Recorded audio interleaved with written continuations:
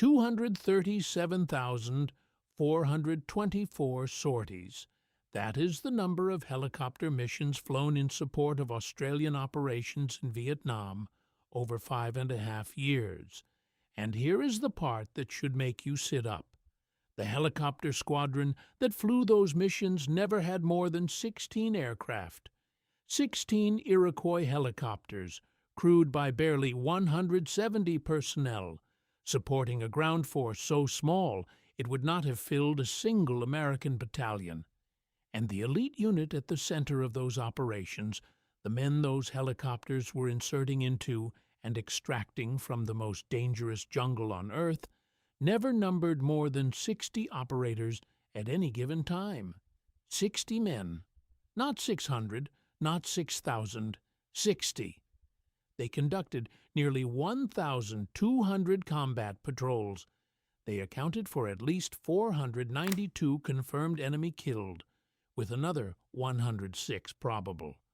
They suffered 2 killed in action across 6 years of continuous jungle warfare. 2. And they did all of this while the most powerful military machine in human history, 500,000 Americans strong, was still locked in furious debate about the most basic question of the entire war. Where do we actually fight? You are about to discover what happens when 60 men who already know the answer walk into a jungle that 500,000 men are still arguing about. Stay with me. In the spring of 1966, the United States military in South Vietnam was tearing itself apart from the inside, not over enemy tactics, not over supply lines, not over the quality of its soldiers, over strategy. The argument had been raging since the 1st Marine Battalions had waded ashore at Da Nang in March of 1965, and by the time Australia committed its task force to Phuoc Toi Province a year later, that argument had metastasized into something approaching institutional paralysis. On one side stood General William Westmoreland, commander of Military Assistance Command Vietnam.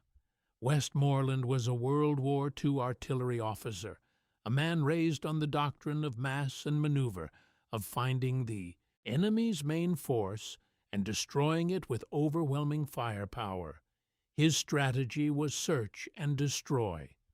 Push American combat units into the remote highlands, the border regions, the jungle hinterlands. Find the Viet Cong main force battalions and the North Vietnamese Army regulars infiltrating from the north. Fix them in place. Annihilate them with artillery, airstrikes, and helicopter-borne infantry. Kill enough of them, and the war would be won through simple mathematics, attrition, the body count as the measure of progress. On the other side stood voices that history would eventually vindicate, but that institutional inertia silenced at the time. General Victor Krulak of the Marines advocated what became known as the enclave strategy, or the spreading inkblot approach. Secure the coastal population centers, work outward slowly, protect the people, build the capacity of the South Vietnamese government, win the political war that was actually being fought, rather than the conventional war Westmoreland wished he was fighting.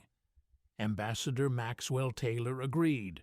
So did retired General James Gavin. So did the Marine Commandant, General David Shoup. The PROVN study, commissioned by the Army's own Chief of Staff Harold Johnson and published in 1966, raised fundamental questions about whether Westmoreland's approach could ever succeed. The debate consumed enormous institutional energy. Memoranda flew between Saigon and Washington. Defense Secretary Robert McNamara himself questioned the strategy during visits in May and July of 1966. The Marines in the northern provinces found themselves caught between their own instincts for population-centric operations and constant pressure from Westmoreland's headquarters to launch out from their enclaves and pursue the enemy in the hinterland. Senior Marines were repeatedly questioned about why they were not doing their share of the fighting, when in reality they were fighting a fundamentally different kind of war than the one Westmoreland had prescribed. While all of this was happening, while generals argued, and analysts wrote papers, and politicians demanded answers, and the body count ticked upward without any corresponding strategic progress, a force so small it barely registered on American organizational charts was quietly solving the problem. The first Australian task force began arriving at Vung Tau in April of 1966. The force consisted of 2 infantry battalions, an artillery regiment, an armored squadron, a cavalry squadron, and supporting arms and services, roughly 4,500 soldiers, and embedded within this already modest force was a unit that American commanders would initially dismiss as irrelevant, a single squadron of the Special Air Service Regiment, between 60 and 80 operators at any given time, organized into 5-man patrols. The Australians had not come to Vietnam to join the American debate. They had come to end it, at least within their own area of operations, and they had come armed not with a theory, but with a methodology proven across 3 decades of jungle warfare that most Americans had never heard of. The selection of Phuoc Toi Province as the Australian area of operations was itself a declaration of strategic independence. The Americans had suggested the Australians take responsibility for territory near the Cambodian border, where heavy enemy activity would have required constant American support and close integration with American operations. The Australians declined. They wanted Phuoc Tui, a coastal province east of Saigon, accessible by sea for independent resupply, far enough from the border sanctuaries to permit autonomous operations. The province was thoroughly infested with Viet Cong. The D445 Provincial Mobile Battalion, roughly 350 fighters strong, operated from positions in the Long High Mountains and the Mae Tau complex. Local force battalions controlled most of the rural areas beyond Baria and the port of Vung Tau. 2 seasoned Viet Cong regiments, the 274th and 275th, each consisting of 3 battalions, maintained base areas in the northern reaches of the province. Together, they numbered approximately 2,500 fighters. The Australians had chosen to fight in territory where the enemy was comfortable, entrenched, and confident, and they had chosen to fight with methods the enemy had never encountered. The negotiations over command arrangements between Australian and American leadership revealed the depth of Australian strategic clarity. In meetings between Westmoreland and Lieutenant General John Wilton, Chief of the Australian General Staff, the Australians established principles they would not compromise on. The Australian Task Force commander would have full tactical control over operations within Phuoc Tui. American officers could request Australian support outside the province, but could not order it. Australian forces would not be required to adopt American tactical doctrine, operational procedures, or reporting, requirements beyond the minimum necessary for coordination. The Australian government, not MACV, would determine force levels, deployment schedules, and rules of engagement. Westmoreland agreed, perhaps because he assumed the Australians would eventually conform to American standards, perhaps because any Allied contribution was welcome, perhaps because he did not fully appreciate how differently the Australians intended to operate. Whatever his reasoning, the command relationship that emerged was unique in the Vietnam War. The Australians took orders from Canberra, full stop. American generals could advise, they could not command. This distinction was not bureaucratic posturing. It was the product of institutional memory seared into the Australian military by a catastrophe that still haunted its senior leadership. February 15th, 1942. Singapore. The supposedly impregnable British fortress had surrendered to Japanese forces after a campaign lasting barely 70 days. 130,000 Allied troops, including 15,000 Australians, had marched into captivity, not because they had been outfought, but because British command had deployed forces according to European doctrine in an Asian jungle environment where European doctrine was worthless. The survivors of Changi Prison, of the Burma Railway, of death marches that killed 8,000 Australians, had come home with a lesson they would never forget. Following foreign command without the ability to adapt tactics to local conditions was a death sentence. The men who learned that lesson were still serving, still teaching, still leading when Vietnam began. The base at Nui Dat was established 8 kilometers north of Baria in late May and early June of 1966, secured initially with help from the American 503rd Infantry Regiment and the 1st Battalion Royal Australian Regiment. The Australians cleared a 4,000-meter security zone around the base and forcibly resettled all Vietnamese inhabitants to prevent Viet Cong observation, unlike the sprawling American installations with their thousands of support personnel and permanent structures. Nui Dat was designed on the assumption it would be attacked and needed to be defensible by the troops actually present. The SAS arrived as part of this initial deployment. 3 Squadron was the first to rotate through, landing at Vung Tau and moving to Nui Dat on the 17th of June, 1966. Their first patrols were 24-hour operations around the base perimeter, testing techniques, reading the terrain, learning the rhythms of the jungle. By the 25th of June, they had their first contact with the enemy. It did not go well for the Viet Cong. What the SAS brought to Phuoc Tuy Province was not a single tactical innovation, but a complete operational philosophy refined through decades of jungle conflict.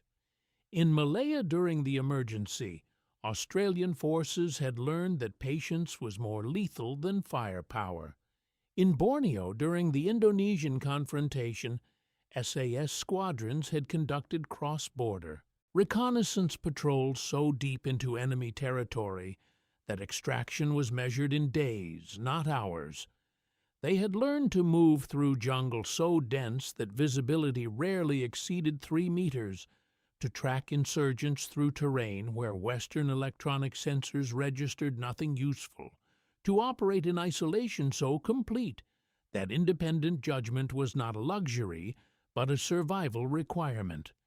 The 5-man patrol was the fundamental unit of SAS operations. 5 men, not a platoon of 30, not a company of 120. 5, a patrol leader, a scout, a signaller, a medic, and a rear security man. They inserted by helicopter, usually from No. 9 Squadron RAAF, which had arrived at Vung Tau with just 8 Iroquois UH-1B helicopters in June of 1966. The squadron's mission was to support the entire task force, but its most demanding and dangerous work was SAS insertion and extraction. Once on the ground, the SAS patrols operated by rules that inverted every assumption of American infantry movement. They moved at speeds that American observers found incomprehensible. Where American long-range reconnaissance patrols covered 2 to 3 kilometers per day and considered this an acceptable balance between caution and urgency, Australian SAS patrols moved at 100 to 200 meters per hour. 100 meters per hour meant covering a single kilometer required an entire day. It seemed operationally absurd until you understood the logic. At that pace, no disturbance existed. The jungle soundscape recovered completely between movements. Birds continued singing. Insects maintained their drone. Monkeys kept calling. To enemy listening posts specifically trained to identify the signatures of human movement, areas where Australians operated sounded perfectly normal. There was nothing to investigate, nothing to report, nothing to ambush. But the slow pace provided more than concealment. It transformed the Australians from prey into something far more dangerous. Moving at 100 meters per hour, they detected enemy activity long before being detected themselves. Viet Cong patrols moving at normal speeds created exactly the disturbances Australian troopers had trained to recognize. The hunters became the hunted without ever knowing it. Before every patrol, SAS operators underwent a transformation that American observers found disturbing. 2 weeks prior to insertion, troopers stopped using soap, deodorant, shaving cream, and commercial toothpaste. They switched from American cigarettes to local tobacco, or quit entirely. They ate indigenous food, including fermented fish sauce that altered body chemistry over time. By insertion day, they smelled exactly like the jungle itself, like rot, mud, and vegetable decay. Captured Viet Cong fighters confirmed in interrogation after interrogation that American patrols could be detected by smell from over 500 meters. The chemical signature of American hygiene products was completely alien to the jungle environment. The Australians had eliminated this signature entirely. In one verified incident, an enemy fighter actually stepped on a concealed Australian trooper's boot, looked down, registered nothing but jungle debris, and continued walking. The weapons told the same story of adaptation over standardization. Several SAS operators modified their L-1A1 self-loading rifles, cutting approximately 15 centimeters from the barrel. American ordnance specialists who examined these modifications were appalled. They had reduced effective range by at least 60%, but in Vietnamese jungle, average engagement distance was between 10 and 15 meters. A rifle accurate to 400 meters was useless when you could not see past 15. The shortened barrel eliminated snags on vines and undergrowth. The 7.62 millimeter round, even from a shortened barrel, delivered stopping power the American 5.56 millimeter M16 could not match at close range. And then there was the footwear. SAS operators wore Ho Chi Minh sandals, the standard Viet Cong. Footwear manufactured from automobile tires with inner tube straps.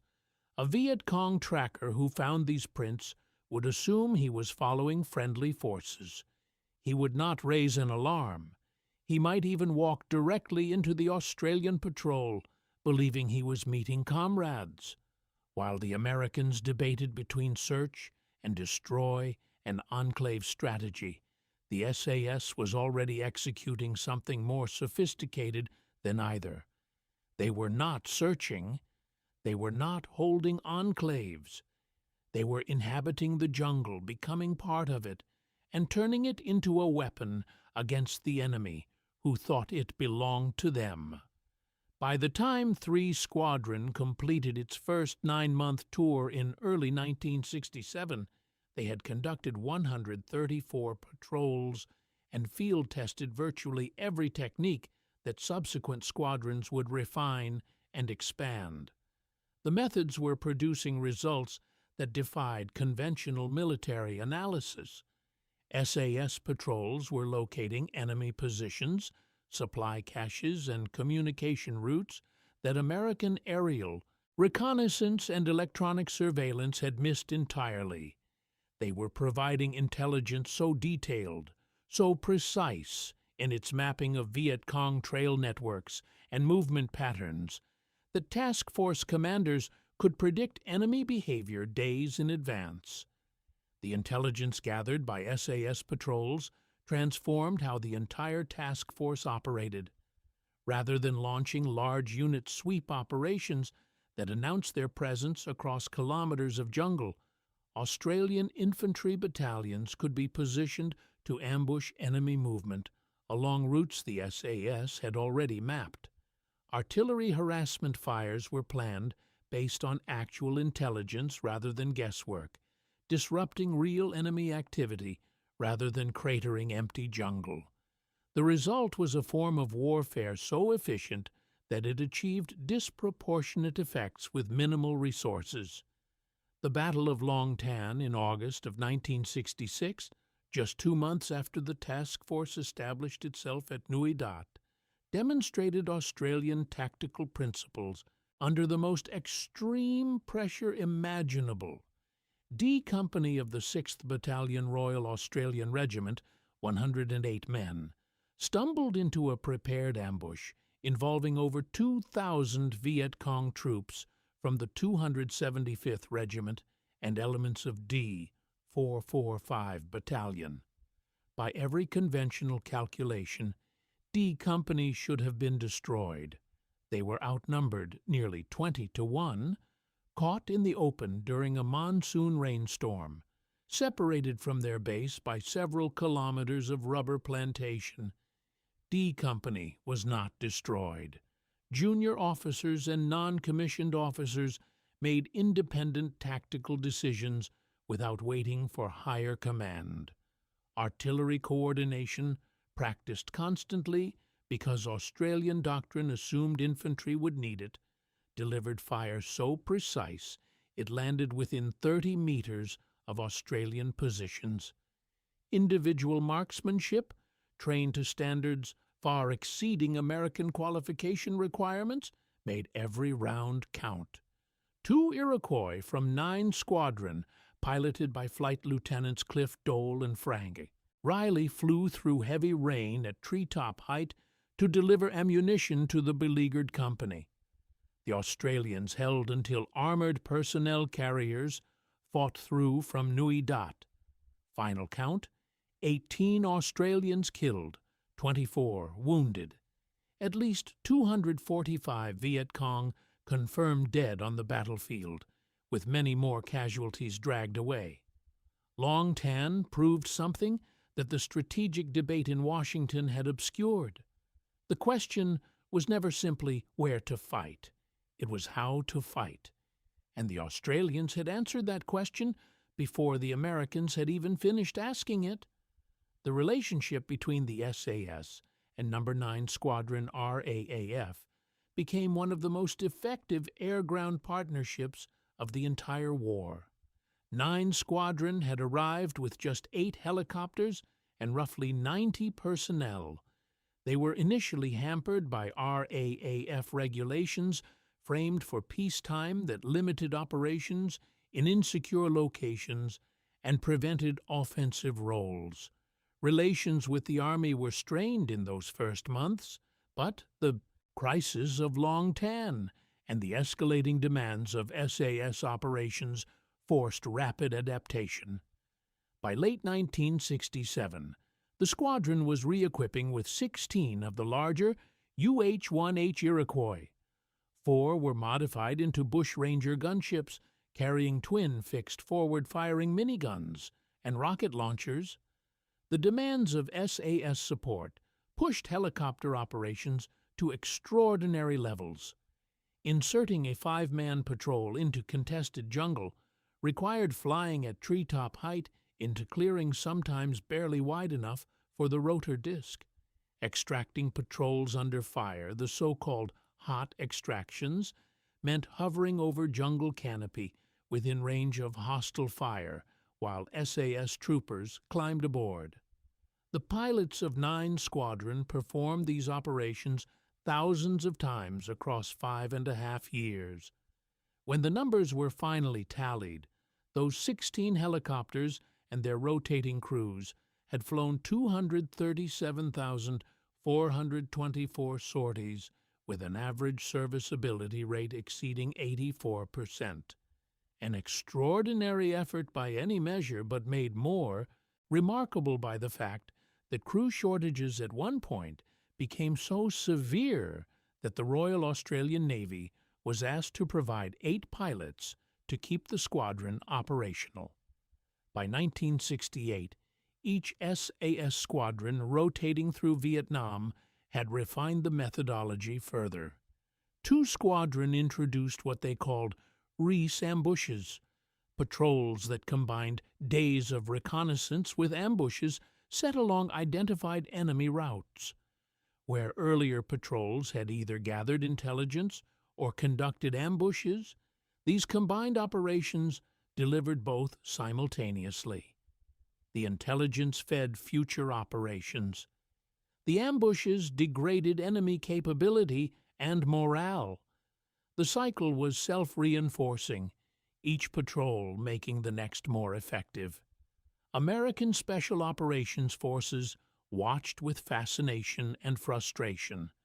United States long-range reconnaissance patrols typically operated for 3 to 7 days, maintained regular radio contact, and extracted immediately upon contact with enemy forces.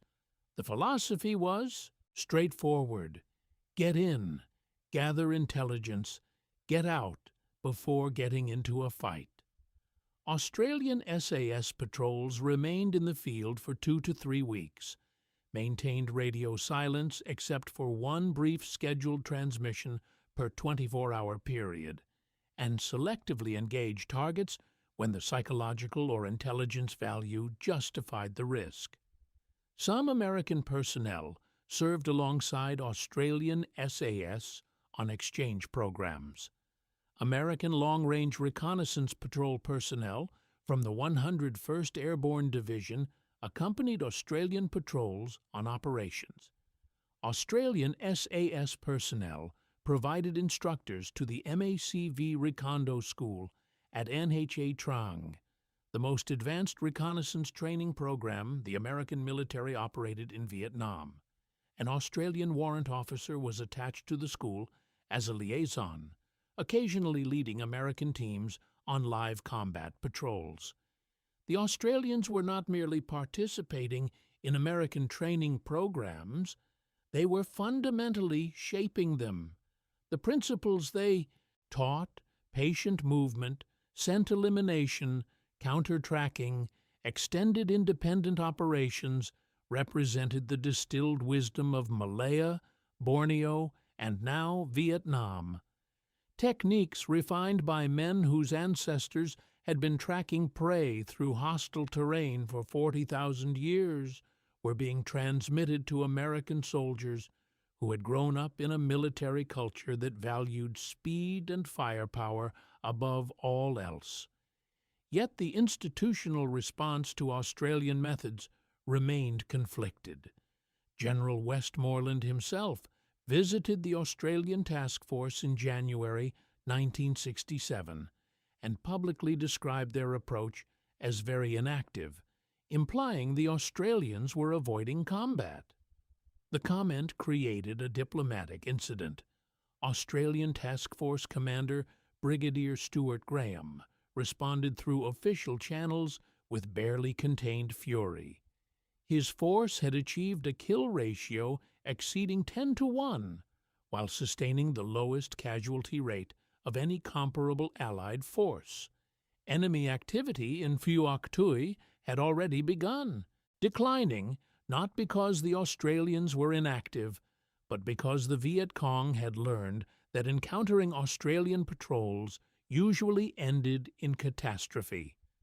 The fundamental disconnect was one of measurement.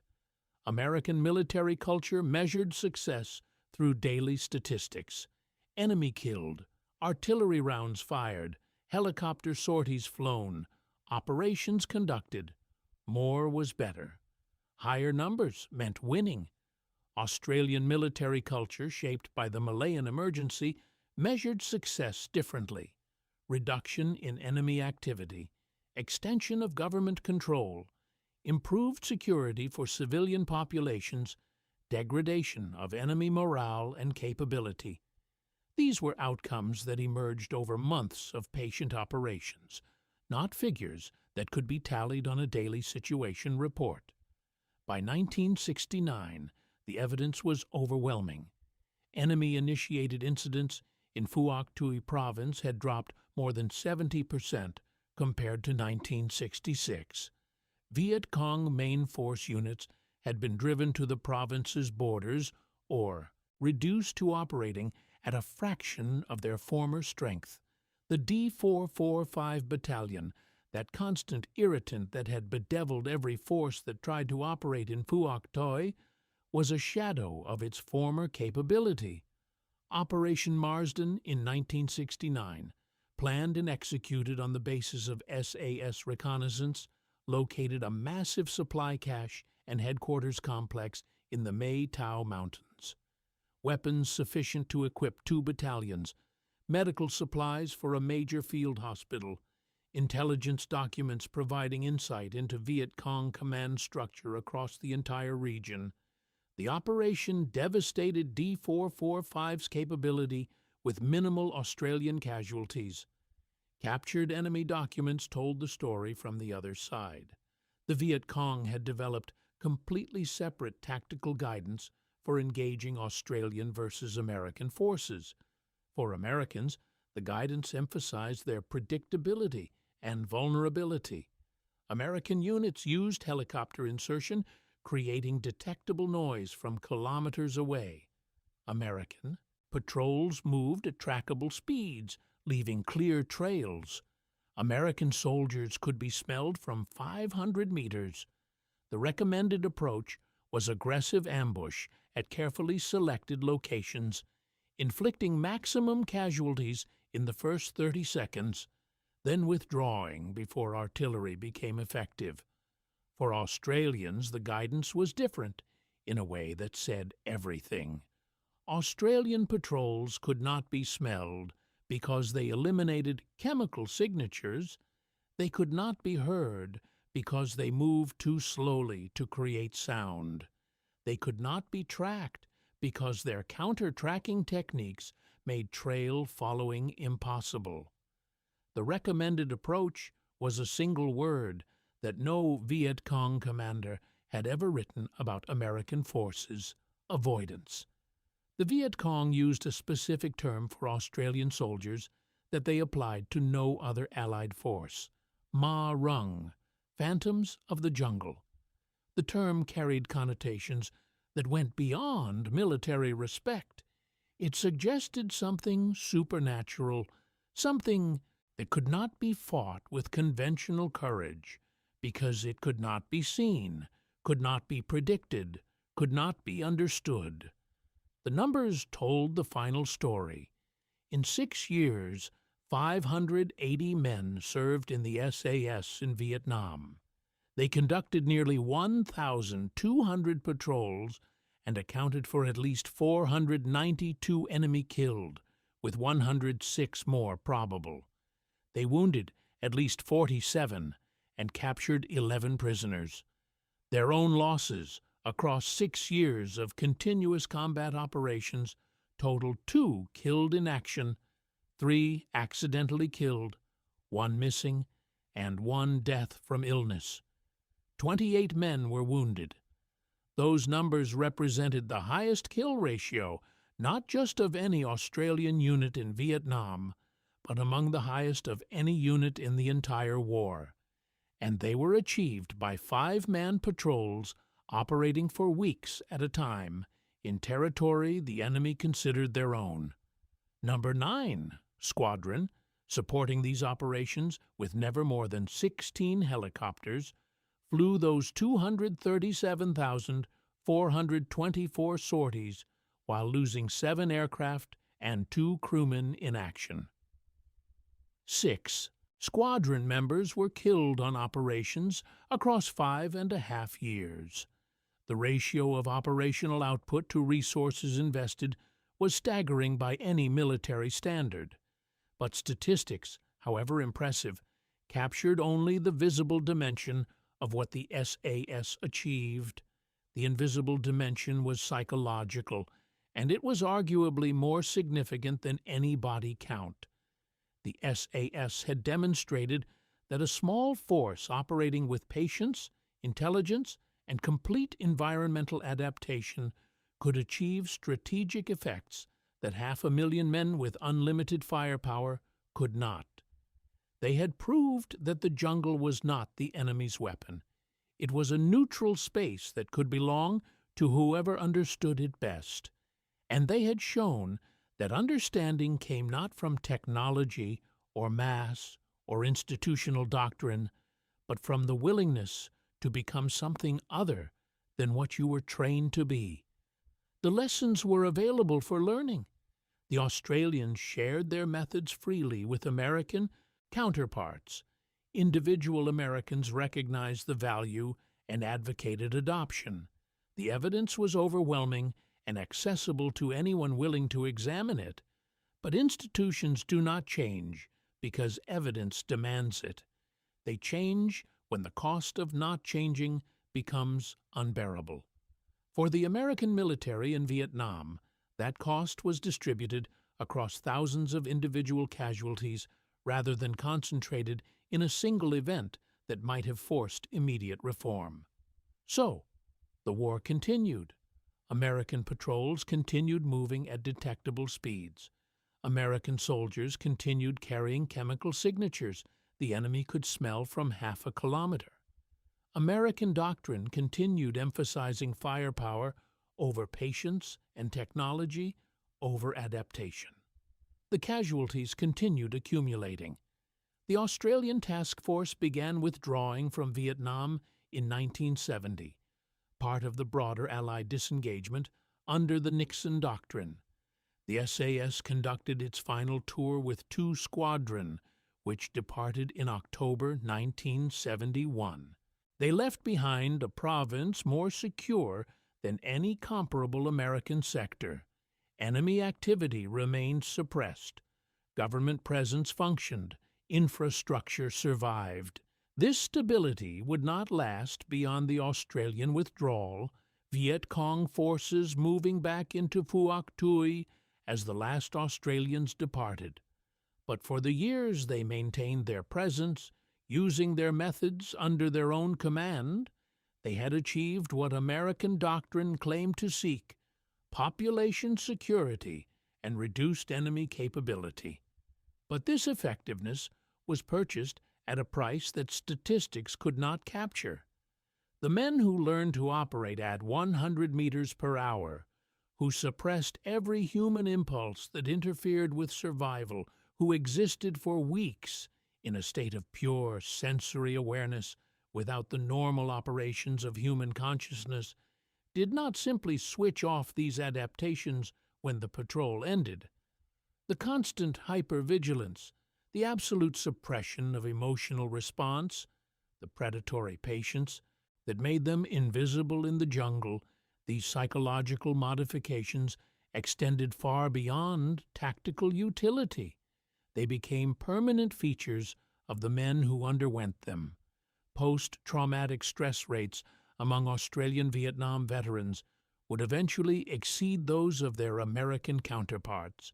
Despite serving in smaller numbers and sustaining fewer casualties, the constant operations, the absence of secure rear areas, the extended periods in high-threat environments, the small unit operations where soldiers faced danger without the psychological cushion of belonging to a large formation, all contributed to psychological strain that manifested years and decades after the war ended. Some veterans described the experience as becoming animal, not metaphorically savage, but literally shedding human thought patterns that created detectable behavioral signatures. A person thinking about tomorrow moves differently than a person existing entirely in the present moment. The Australians learned to eliminate the noise of human consciousness entirely, to perceive without interpreting, to observe without planning, to respond without deliberating. This state made them tactically extraordinary. It also made many of them strangers in their own communities when they came home. The SAS selection process that produced these men was itself a study in identifying psychological characteristics that civilian life could not easily reabsorb. Candidates were assessed not primarily for physical endurance, though the demands were extreme, but for a specific personality profile: high pain tolerance, low need for social validation, above-average pattern recognition, and what military psychologists termed predatory patience, the ability to remain motionless for hours while maintaining complete situational awareness. Only 1 in 12 candidates who began selection completed it. Those who passed entered an 18-month training pipeline, 3 times longer than the American Special Forces qualification course of the same era. The training produced operators of extraordinary capability. It also produced men who had been fundamentally altered by the process of becoming what the jungle required.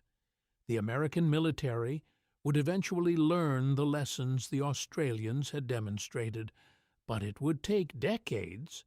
Not until the reforms of special operations in the 1980s, not until the hard schooling of Iraq and Afghanistan forced a painful reappraisal of counterinsurgency doctrine, would American institutions fully incorporate principles that 60 men in Phuoc Toi province had proved effective in 1966.